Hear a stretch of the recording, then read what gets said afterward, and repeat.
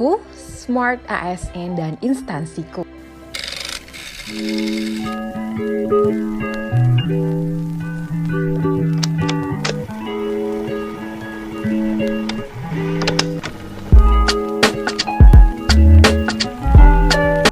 Halo, assalamualaikum warahmatullahi wabarakatuh. Saya Raisa Humaira dari instansi Disperindak Pidijaya. Dinas Perindustrian, Perdagangan, dan Koperasi Pidijaya merupakan unsur pelaksana otonomi daerah di bidang koperasi, usaha kecil dan menengah, perindustrian, dan perdagangan yang memiliki lingkungan strategis yang sangat berpengaruh terhadap keberhasilan peningkatan daya beli masyarakat yang didukung oleh sumber daya manusia dan sumber aparatur. Sumber daya manusia di lingkungan Dinas Perindustrian, Perdagangan, dan Koperasi Kabupaten Pidijaya pada umumnya telah memiliki pengalaman, keterampilan, dan tingkat pendidikan yang memadai dengan jumlah PNS 37 orang dan non-PNS 29 orang dengan total jumlah 66 orang jiwa yang dipimpin oleh seorang kepala dinas yang berkedudukan di bawah dan bertanggung jawab kepada kepala daerah melalui sekretaris daerah sesuai dengan Kanun Kabupaten Pidijaya nomor 14 tahun 2008 tentang susunan organisasi dan tata kerja Dinas Perindustrian, Perdagangan, dan Koperasi Kabupaten Pidijaya. Dinas Perindustrian, Perdagangan, dan Koperasi Pidijaya memiliki visi, yaitu terwujudkan masyarakat Pidijaya yang aman, sejahtera, dan mandiri dengan berlandaskan UUPA. Sesuai dengan visi yang harus diwujudkan, maka Dinas Perindustrian, Perdagangan, dan Koperasi Kabupaten Pidijaya merumuskan misi yang perlu dilaksanakan sebagai berikut. 1. Meningkatkan kualitas pelayanan aparatur melalui reformasi birokrasi yang efisien, bersih, tertata, dan berwibawa. 2. Mempercepat pertumbuhan ekonomi dan menurunkan angka kemiskinan dengan memaksimalkan pemanfaatan potensi sumber daya daerah dan peluasan lapangan kerja. 3. Meningkatkan kualitas pelayanan pendidikan dan kesehatan. 4. Meningkatkan pemerataan infrastruktur pendukung layanan dasar dan perekonomian secara terintegrasi dan terpadu. 5. Mewujudkan kehidupan berbasis pemberdayaan dan pelindungan sosial yang berlandaskan nilai-nilai syariat Islam.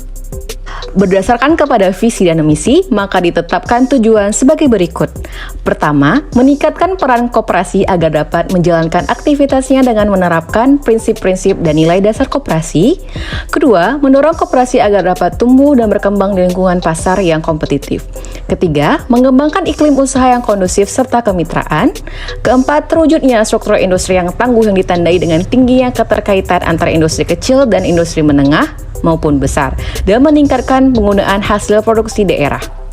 Kelima, meningkatkan kualitas dan kuantitas pasar dan pelaku pasar domestik melalui pengawasan terhadap distribusi atau arus barang dan jasa guna pengendalian tingkat inflasi regional dan pengendalian terhadap masyarakat ataupun konsumen guna meningkatkan daya serap pasar terhadap hasil-hasil produksi regional maupun daerah.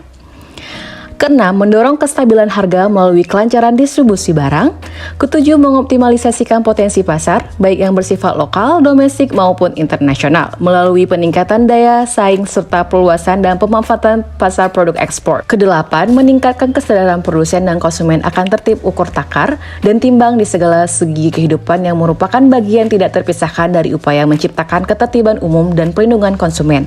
Dan yang terakhir, meningkatkan pengawasan mutu barang. Sekarang saya baru saja sampai di ruangan saya dan saatnya siap-siap untuk memulai aktivitas di kantor.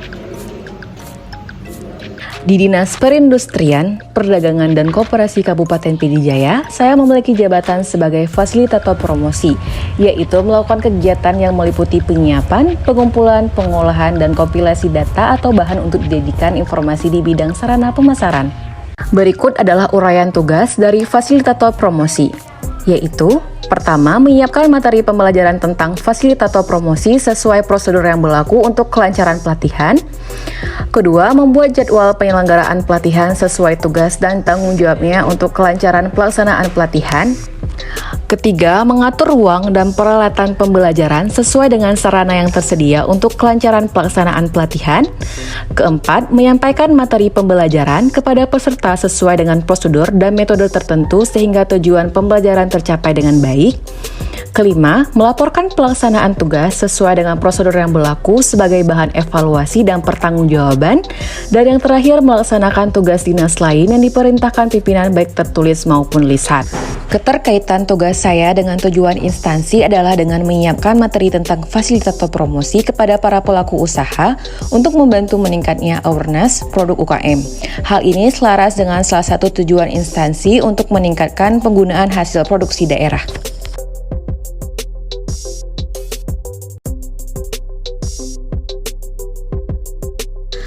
Adapun pelayanan yang telah dilakukan adalah mengadakan sosialisasi dan pelatihan packaging kepada para pelaku usaha IKM, serta melakukan survei dan memberi bantuan usaha kepada para pelaku usaha untuk meningkatkan produktivitas usaha. Upaya yang dilakukan untuk memastikan tugas dilaksanakan dengan baik, diantaranya yaitu manajemen ASN, dengan cara terus meningkatkan kualitas diri dengan mengikuti berbagai pelatihan, baik online maupun offline. Sedangkan Smart ASN, yaitu tidak hanya mampu dalam mengoperasikan aplikasi dalam melakukan pengentrian data, juga harus mampu dalam bermedia digital dengan penuh tanggung jawab.